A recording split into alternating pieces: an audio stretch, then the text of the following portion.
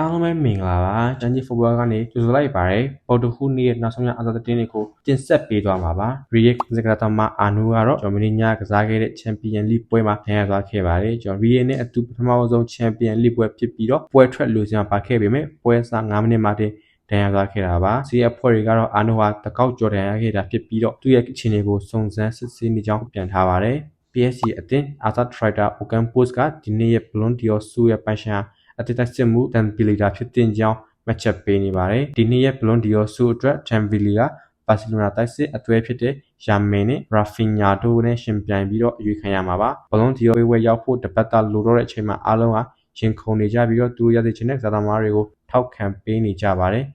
တန်ပီလီက2024-25ပုံရတီမှာစုဖလား၄ခုစထူးနိုင်ခဲ့ပြီးတော့ပြင်သစ်လိနဲ့ချန်ပီယံလိရဲ့အကောင်းဆုံးအားကစားသမားဖြစ်တတ်မှတ်ခြင်းခံခဲ့ရပါတယ်။နီးပြမော်ရင်ဟိုကတော့ပေါ်တူဂီကလပ်ဘင်ဖီကာနီးပြဖြစ်လာဖို့ဆွေးနွေးမှုတွေလှုပ်ဆောင်နေပြီဖြစ်ပါတယ်။ဘင်ဖီကာအသင်းဟာမနီညာကချန်ပီယံလိရှုံးပွဲအပြီးမှာနီးပြဘရူနိုလော့ချ်ကိုယာတူးကနေထုတ်ခဲ့ပြီးတော့သူ့နေရာမှာမော်ရင်ဟိုကိုခံအပ်ဖို့စီစဉ်ကြဖြစ်ပါတယ်။ဘန်ဖီကာကမနီညာကပွဲမှာဆာဗိုင်ချန်ကလပ်ကာရာဘတ်ကိုရှုံးခဲ့တာဖြစ်ပြီးတော့ချန်ပီယံလိကိုအမှတ်လက်မဲ့နဲ့စတင်ဖွင့်လှစ်ခဲ့တာပါ။ရီယက်တင်ကောင်းဆောင်ကာဖာချေကမနေ့ညကပွဲမှာအနီကနဲ့အထောက်ခံခဲ့ရတာဖြစ်ပြီးတော့ရီယက်ရဲ့အနီကရရှိမှုတော့ကမြင့်တက်လာပါတယ်ဒီရာသီအလွန်ဆိုကန်တိုင်ခဲ့တဲ့မြောက်ပွဲဆက်တဲ့ပွဲမှာအနီက၄ကက်အထိရီယက်တို့ရရှိသွားခဲ့ပါပြီကာဖာချေကပြန်ပက်ဇာတမားနဲ့အချင်းများရာကနေကောင်းတဲ့တိုးဝေးခွဲလို့အနီကပြခံခဲ့ရတာပါဘောလုံးကန်နဝင်းရက်ကူလစ်ကတော့အတွေ့အကြုံရှိဇာတမားတယောက်အနေနဲ့ဆိုရင်ဖြစ်ကာဖာချေလောက်ချက်ကတော်လေး3ဝိုင်းလောက်ရဖြစ်တယ်လို့မှတ်ချက်ပေးထားခဲ့တာပါမန်ယူနောက်ခံလူအောင်ဖာတီနန်က